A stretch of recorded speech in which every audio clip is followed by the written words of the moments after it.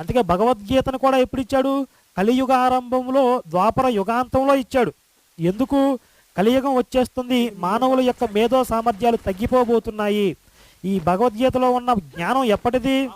సృష్టి ఆదిలో సూర్యుడికి బోధించాను, అదే కొన్ని కోట్ల సంవత్సరాల నుంచి పరంపరగా కొనసాగుతూ వస్తుంది. అది ఎన్నో లక్షల సంవత్సరాలు గడిచిపోవడం వల్ల విచ్ఛిన్నమైపోయింది ఆ జ్ఞానం.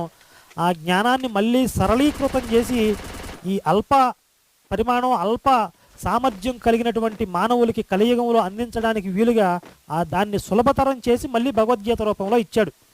అంటే ఇప్పుడు భగవద్గీత ఎవరికి చెప్పాలి? అందరికీ చెప్పొచ్చు. ఎందుకు? అందరూ ప్రతి ఒక్కరూ ఏదో ఒక రూపంలో భగవంతుడి గురించి స్మరిస్తూనే ఉంటారు. ఆస్తికులైనా నాస్తికులైనా కూడా దేవుడు లేడు అంటాడు నాస్తికుడు. దేవుడు లేడు అన్నప్పుడే దేవుడు అనే పదం వచ్చేసింది. వాడు కూడా ఎంతో కొంత తపస్సు చేశాడనే పడుతుంది.